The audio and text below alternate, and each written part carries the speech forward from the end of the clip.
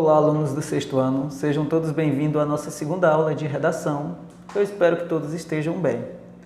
E vamos dar continuidade ao assunto Histórias em Quadrinhos, que é o gênero textual em estudo. Estávamos falando na aula passada sobre os principais recursos de uma história em quadrinhos. Percebemos que um dos principais recursos é o uso de balões, fala do narrador. Como um texto narrativo, as histórias em quadrinhos também vão apresentar os elementos da comunicação, espaço, tempo, foco narrativo. E sequenciando os recursos expressivos encontrados dentro de uma história em quadrinho, nós temos as interjeições, que são palavras geralmente invariáveis, que servem para expressar os sentimentos e as emoções de forma espontânea das personagens. Geralmente não sempre na escrita, ela vem acompanhadas pelo ponto de exclamação. É o caso dos exemplos. Oba, ufa. Só lembrando que as interjeições, elas sintetizam frases resumidas. Por exemplo, oba pode ser simplificado como eu estou muito feliz. Mas em vez de falar toda a oração, você diz apenas oba. A interjeição ufa, ela semanticamente indica alívio. Então nós temos alguns tipos de interjeições. Interjeições que significam dor, desejo, espanto, impaciência, aplauso, chamamento, interjeições de alívio, interjeição que significa alegria, silêncio, que são alguns recursos que são utilizados dentro das histórias em quadrinhos. É uma classe gramatical que é dado pouca atenção a ela, mas as interjeições, elas resumem frases, e elas são super importantes na construção do diálogo nas histórias em quadrinhos. Então, elas podem ser facilmente encontradas nesse gênero textual. É uma classe gramatical que desempenha uma importante função, porque ela vai conferir maior expressividade na linguagem das personagens.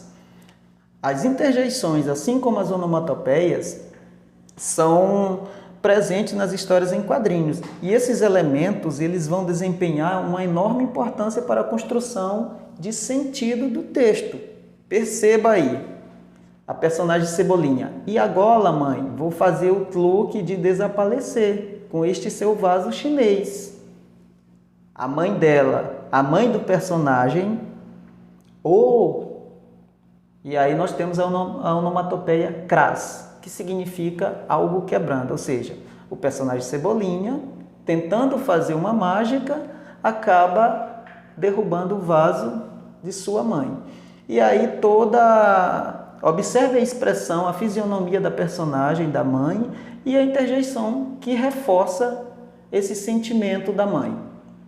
Então, as onomatopeias, elas são palavras que elas vão estar presentes nas histórias em quadrinhos e que elas vão imitar aproximadamente na escrita certos sons ou ruídos do mundo real. Portanto, elas acrescentam sonoridade às imagens. Observem aí a personagem Cascão brincando com Cebolinha.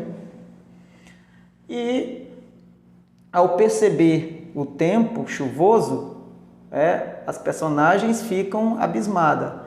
Cascão, como nós já sabemos, é um personagem que não tem familiaridade com a água. Então, perceba aí o elemento utilizado pelo quadrinista, a onomatopeia cabrum, que significa que o tempo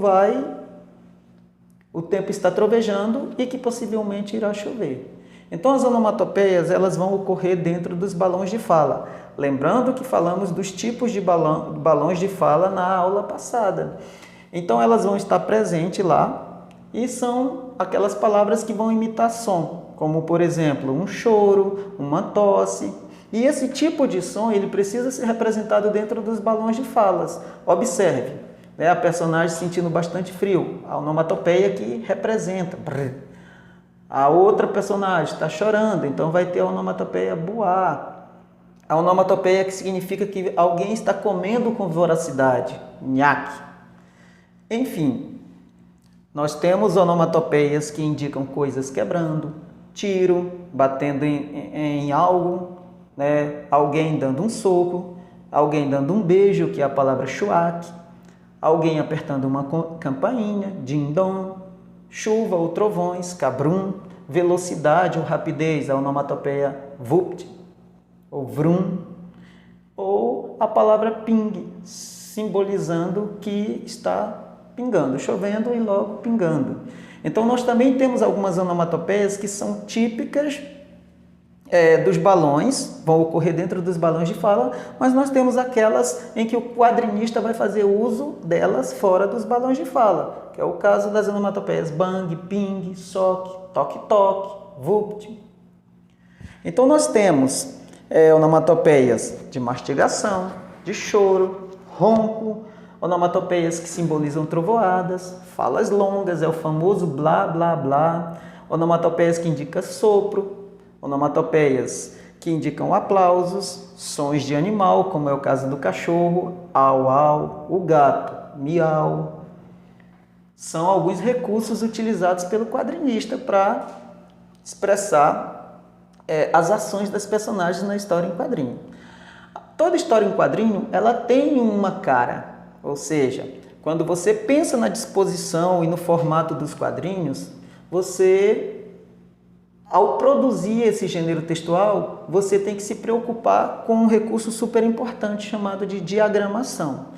A diagramação é a disposição, né? É a forma, é você decidir a forma e a disposição dos quadrinhos. Lembrando que um pode ser o dobro do outro e ocupar uma tira inteira, por exemplo. Então, nós sabemos que as histórias, elas recebem esse nome, histórias em quadrinhos, porque elas são expostas em quadros, ou seja, em retângulos, uns maiores, outros menores. É o que nós chamamos de diagramação, que é um dos recursos das histórias em quadrinho. O quadro ou requadro. O que é isso? É a moldura da história em quadrinhos. Dentro dela que se vai desenhar a cena. Que se vai colocar os balões de fala, as onomatopeias, as figuras cinéticas, que nós ainda falaremos a respeito. Um outro recurso muito importante nas histórias em quadrinhos é o final da história. O final é muito importante porque é o desfecho do teu trabalho, da tua produção. Imagine que todo leitor ele gosta de uma surpresa no final. Então, o autor das histórias em quadrinhos tem que se preocupar em colocar uma surpresa.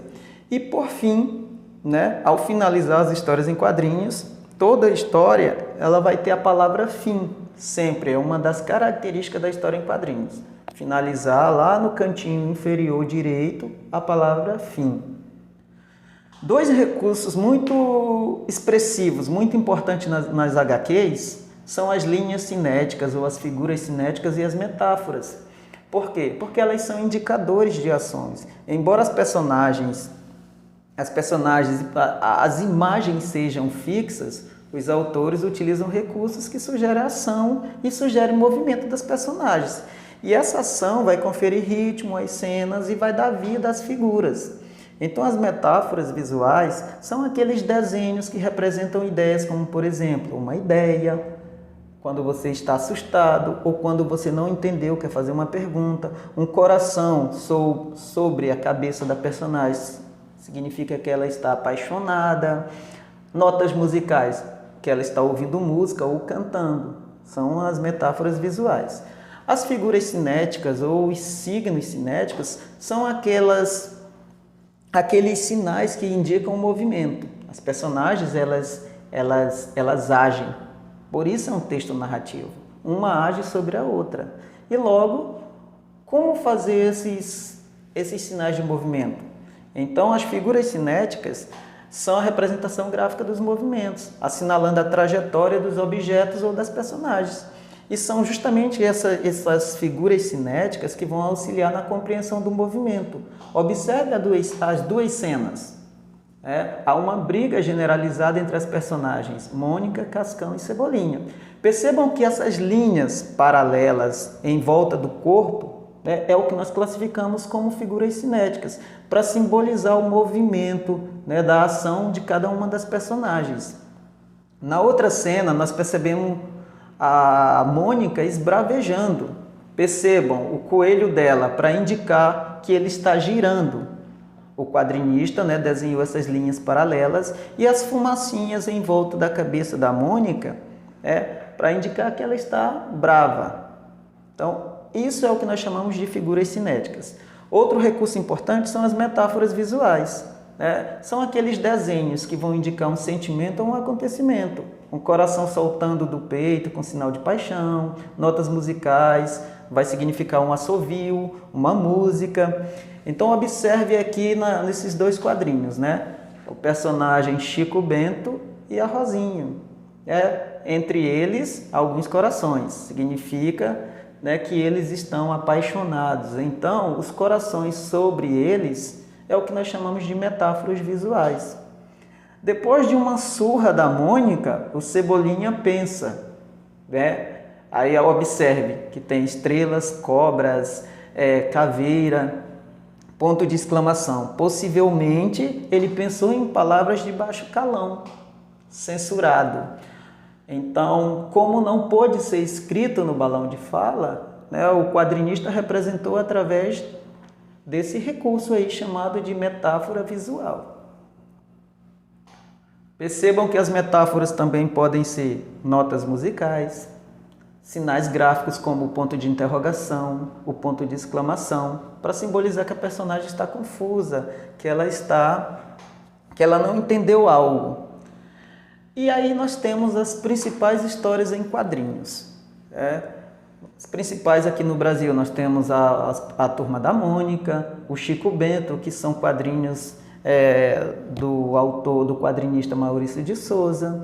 Nós temos o Menino Maluquinho, do Ziraldo, a Mafalda e a turma dela, do autor argentino Quino, que morreu bem recentemente. E sem dúvida, a Mafalda é a personagem dos quadrinhos mais conhecida da América Latina. A personagem tem em torno de 55, 60 anos de criação, salvo engano. Uma outra personagem muito conhecida é a personagem Suriá. É uma negrinha que trabalha no circo. Trabalha e mora no circo juntamente com seus pais. Muito conhecido das crianças é a Luluzinha, o Clube da Luluzinha, onde vai ter a Luluzinha como protagonista e o Bolinha. Inclusive, já se tornaram desenhos animados, todas essas histórias em quadrinhos. Outro muito conhecido dos alunos é o personagem Calvin, e o seu melhor amigo Haroldo. Fazem parte, todos os livros de português sempre tem uma dessas tirinhas analisando os questionamentos do garoto Calvin. Nós também podemos encontrar o personagem H, de Dick Browning.